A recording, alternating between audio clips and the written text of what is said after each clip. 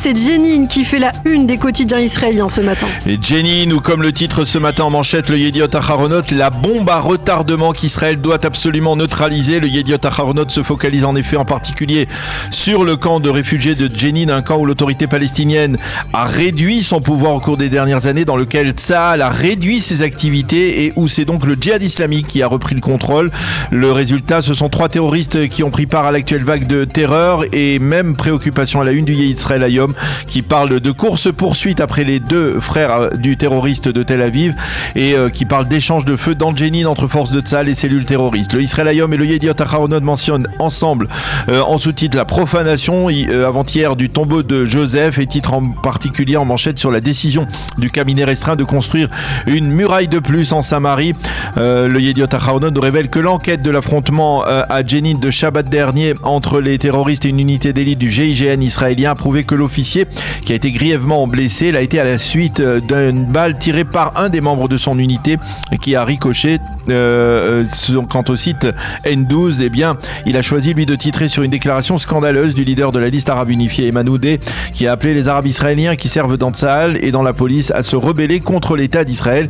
Il est interdit à nos jeunes de rejoindre les forces d'occupation et a dit Ayman Oudeh, qui a précisé il faut cesser cette occupation et hisser le drapeau palestinien sur les murailles de la vieille ville de Jérusalem. La police a demandé au parquet de vérifier s'il s'agissait là d'une forme d'incitation. Mais pour le député Likoud d'Israël Katz, la place d'Oudeh est désormais en prison. Cela intervient à l'heure où la ministre de l'économie Orna Barbivaï se déclare elle prête à siéger avec Ayman Oudeh et avec les députés de la liste arabe dans l'actuelle coalition.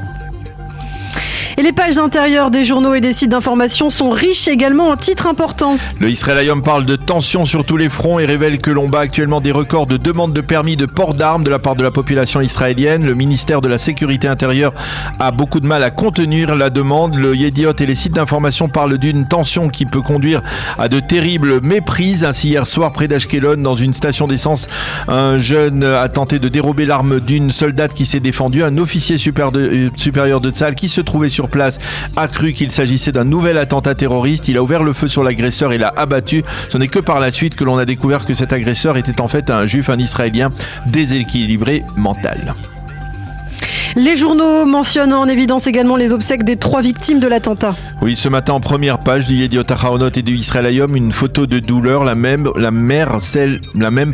de la mère et la sœur de Tomer Morad, l'une des 3 victimes de l'attentat de Dizengoff qui ont été inhumées hier. Vous serez à jamais dans nos cœurs, ont clamé les proches de Tomer Morag et d'Etam Magini, les 2 copains qui ont été inhumés côte à côte dans le cimetière de Kfar Saba. La fiancée de Tomer a dit « Tu étais mon protecteur, nos rêves se sont brisés à jamais ». Quant au père d'Etam Magini l'a dit, tu étais comme un magicien qui renfermait plusieurs personnalités en une seule.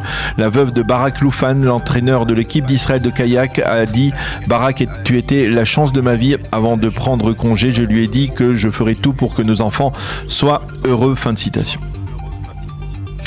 Et puis le Israël Hayom avance également une nouvelle motivation pour les Palestiniens de provoquer des heurts, cette fois à Jérusalem. Il s'agit là de la décision de la justice israélienne selon laquelle l'hôtel Petra, qui est situé dans la vieille ville de Jérusalem, près de la porte de Jaffa, appartient bel et bien, le plus légalement du monde, à la Yeshiva Ateret Kohanim, qui est dirigée par le Rav Shlomo Aviner. À la suite de ce verdict, le Hamas et le Fatah menacent. Cette décision est une preuve de la volonté des autorités israéliennes de judaïser la vieille ville. Cela provoquera un embrasement, affirme-t-on, du côté des terroristes palestiniens. Et puis on se penche bien sûr, Daniel, sur ce qu'écrivent les éditorialistes dans la presse israélienne autour de cette vague terroriste qui n'en finit pas.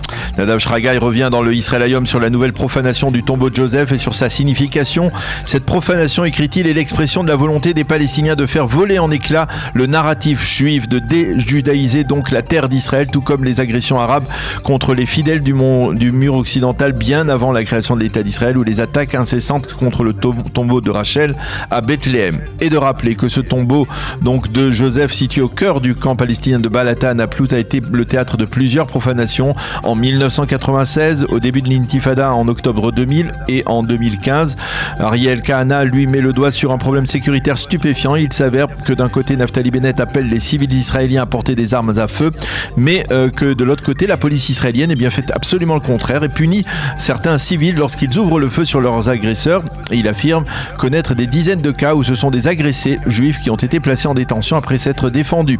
Selon lui, c'est la conséquence de cette tendance juridique à qualifier l'arabe palestinien de faible et le juif israélien de puissant. Nahum Barnea revient sur le sur le débat autour de la couverture médiatique de l'attentat de Tel Aviv et il a trouvé le coupable, non pas les médias, qui selon lui font leur travail comme ils le doivent, mais la police et ses dizaines d'officiers israéliens dont la présence, selon Barnea, ne s'expliquait pas le jeudi soir dernier dans la rue Dizengoff. Quant à Ohad Remo, dans le site N12, il constate avec une certaine inquiétude que l'autorité palestinienne est de plus en plus présente dans les attentats anti-israéliens de cette vague comme celui de Tel Aviv.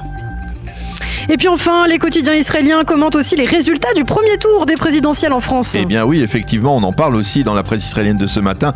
Nadav Eyal dans le Yediot constate qu'en France, mais aussi ailleurs en Europe, les courants politiques traditionnels volent en éclats au profit des extrémismes. La droite française a disparu au profit de l'extrême droite de Zemmour et de Le Pen et la gauche au profit de Mélenchon. Et Nadav Eyal d'expliquer que si Mélenchon hier soir a répété à ses électeurs qu'il ne devait pas voter Le Pen au second tour, c'est justement parce qu'il sait que ceux-ci sont tentés de le faire pour exprimer leur désaveu face au pouvoir actuel. Et même s'il constate le même phénomène, Nadav Eyal, donc dans d'autres pays européens comme la Hongrie, il précise ce matin, la France n'est pas la Hongrie ou même la Russie, c'est le joyau de la couronne démocratique de l'Europe.